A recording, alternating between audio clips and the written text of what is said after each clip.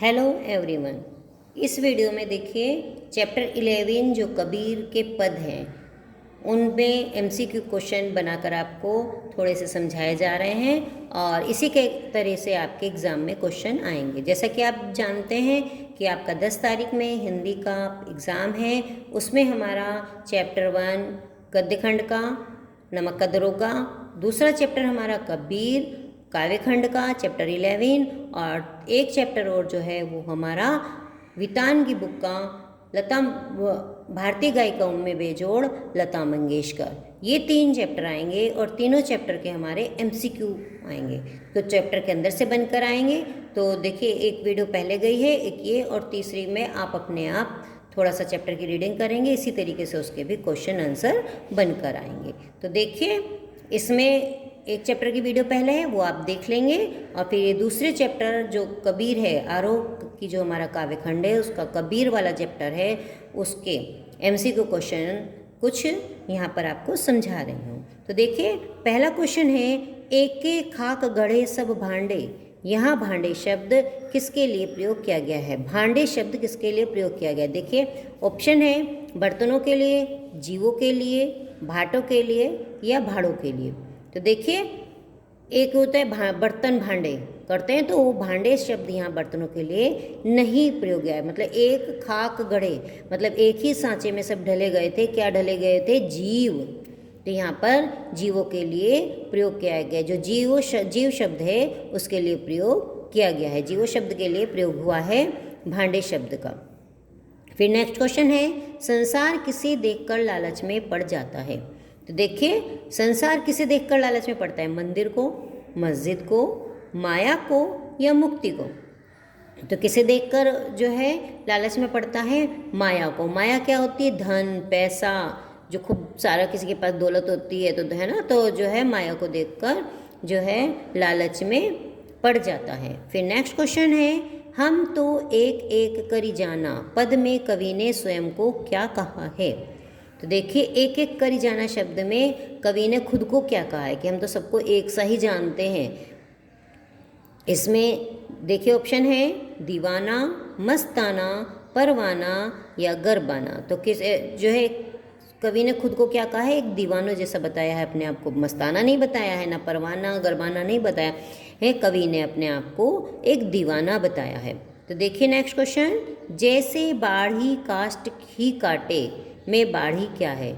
कि जैसे बाढ़ी काष्ट ही काटे, कि जैसे बढ़ई काष्ट माने लकड़ी को ही काटता है, तो इसमें बाढ़ी शब्द का किसके लिए प्रयोग हो गया? बढ़ाई, बढ़ई। देखिए बड़ा, बूढ़ा, तो बड़ा बूढ़ा नहीं है। कास्ट यहाँ आपको जब हिंदी समझाई गई है तो आपको ये बताया गया है, मतलब एक्सप्लेन किया गया है, तो बाढ़ी शब्द बढ़ई के लिए।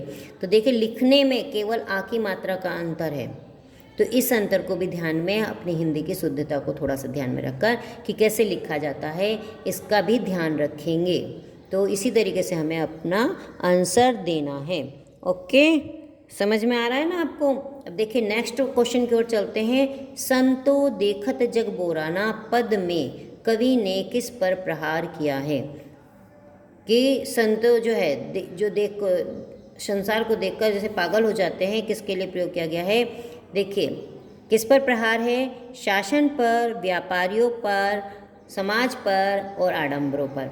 शासन पर नहीं है, समाज पर भी नहीं है, कबीर हैं तो कबीर व्यापारियों पर भी नहीं कर, उन्होंने क्या है जो बाहरी आडंबर जो दिखावा करते हैं लोग, जो दिखावे पर उन्होंने आडंबरों पर प्रहार किया है। अब देखिए फिर नेक्स्ट क्वेश्चन है, अज्ञानी गुरु की शरण में जाने पर शिष्य की बाद में क्या दशा होती है? जो लोग जो हैं अज्ञानी गुरु होते हैं, अगर लोग उनके पास चले जाते हैं तो उनकी क्या दशा होती है? वो कैसे हो जाते हैं, बाद में कैसी दशा हो जाती है उनकी? देखिए उसे ज्ञान प्राप्त हो जाता है, उनको पता चल रहा है जैसे उसे ज्ञान प्राप्त हो जाता है, वह समाधि लगाता है। मतलब जो अज्ञानी गुरु के पास चले जाएंगे तो क्या वो समाधि लगा पाएगा? नहीं लगा पाएगा। वह स्वयं गुरु बन जाता है, वो भी नहीं बन पाएगा। तो वो बाद में क्या करता है? वह पछताता रहता है। तो इसका आंसर है वह जो है अज्ञानी गुरु की शरण में चला जाएगा तो क्या होगा? बाद में वो पछताता ही रहता है। अब देखिए नेक्स्ट क्वेश्चन है, मुरीद क्या होता है? मतलब मुरीद का क्या अर्थ होता है? मुरीद मुर्दा, मुर्गा, शिष्य या मानस। तो मुरीद का क्या अर्थ है? शिष्य, कि वो उसका मुरीद बन गया, है ना। शिष्य शब्द का यहाँ पर इसका अर्थ है, मुरीद का अर्थ है शिष्य। फिर नेक्स्ट क्वेश्चन है, तकदीर किसे कहते हैं? तदबीर किसे कहते हैं? तो तदबीर किसे कहते हैं? देखिए, किस्मत को, ढंग को, तारीफ को या फिर उपाय को। तो यहाँ तदबीर का अर्थ उपाय के लिए है। फिर नेक्स्ट क्वेश्चन है, इस्लाम धर्म की धार्मिक पुस्तक का क्या नाम है? या इस क्वेश्चन आ सकता है, इस्लाम धर्म की पुस्तक क्या है, कि इस्लाम धर्म की पुस्तक का नाम है। तो क्वेश्चन इस तरीके से भी, ये नहीं कि सेम डिक्टो ही आ सकता है, तो वो चेंज भी हो सकता है कि इस्लाम धर्म की धार्मिक पुस्तक का नाम है। तो देखिए, कुरान शरीफ, पुराण, वचनावली, ग्रंथावली। तो इसका आंसर आप सभी जानते हैं, तो क्या है इसका? कुरान शरीफ।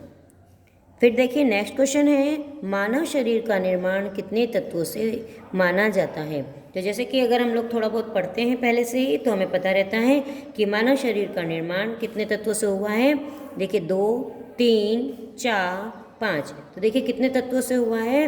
तो मानव शरीर का निर्माण 5 तत्वों से मिलकर बना हुआ माना जाता है। अब देखिए नेक्स्ट क्वेश्चन है, पीपर पाथर पूजन लागे में कौन सा अलंकार है?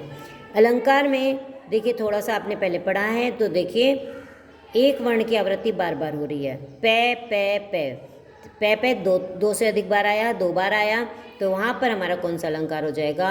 उपमा, अनुप्रास, यमक या श्लेष। तो देखिए जब एक ही वर्ण की आवृत्ति बार बार होती है तो कौन सा अलंकार होता है? हमारा अनुप्रास अलंकार होता है। तो यहाँ पर हमारा कौन सा अलंकार होगा? अनुप्रास अलंकार होगा। फिर देखिए नेक्स्ट क्वेश्चन है कि कबीर का जन्म कब हुआ था? कब हुआ था? 1397, 1398, 1399 या फिर 1400। तो कबीर का जन्म हमारा 1398 ईस्वी में हुआ था। फिर नेक्स्ट क्वेश्चन हमारा बनता है कि कबीर की मृत्यु किस सन में हुई थी? कि जो कबीर हैं उनकी मृत्यु कब हुई थी? 1515, 1516, 1517 या फिर 1518 में।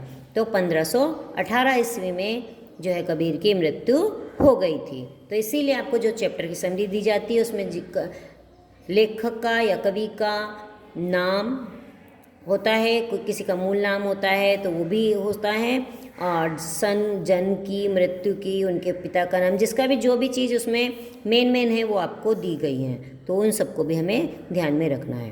अब देखिए नेक्स्ट क्वेश्चन है, कबीर की मृत्यु कहाँ हुई थी? कहाँ हुई थी? वाराणसी में, मगध में, मगहर में या इलाहाबाद में? तो देखिए कबीर की मृत्यु कहाँ हुई थी? मगहर में हुई थी। फिर देखिए नेक्स्ट क्वेश्चन है, कबीर की रचना का क्या नाम है?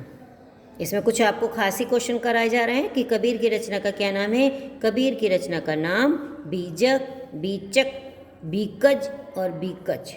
देखिए मिलते जुलते शब्द मिलते हैं, तो वहाँ पर हमें कंफ्यूज नहीं होना है कि कबीर की तो एक ही रचना थी, बीजक, तो इसलिए हम केवल बीजक पर ही ध्यान देंगे और करेंगे। तो देखिए आपको ये सिर्फ हिंट्स दिए गए हैं कि इस तरीके से आपके क्वेश्चन पेपर में जो वीकली टेस्ट हैं उनमें क्वेश्चन आ सकते हैं। तो इनसे इसी तरीके के इन्हीं चैप्टरों में से और भी क्वेश्चन बनकर आ सकते हैं। तो इसलिए आप लोग चैप्टर को ध्यान से पढ़ेंगे। चैप्टर की समरी, जैसे आपका काव्य खंड है, काव्य खंड में आप लोग कई बार बोलते हैं कि हमें भाषा नहीं समझ में आ रही, इसका अर्थ नहीं समझ में आ रहा है, तो जो उसमें आपको चैप्टर की समरी लिखाई जाती है, मतलब जो पद वगैरह हैं उनका सार जो लिखाया जाता है उसको अच्छी तरीके से पढ़ेंगे कि सार में इसके बीच में से भी क्वेश्चन बनकर आ सकता है। तो आशा है आपको जो है ये चैप्टर ढंग से समझ में आ गया होगा, और ये भी समझ में आ गया होगा कि आपके क्वेश्चन किस तरीके से बनकर आएंगे। तो आप उसी के अकॉर्डिंग अपने एग्ज़ाम की या वीकली टेस्ट की तैयारी करेंगे। Okay, thank you.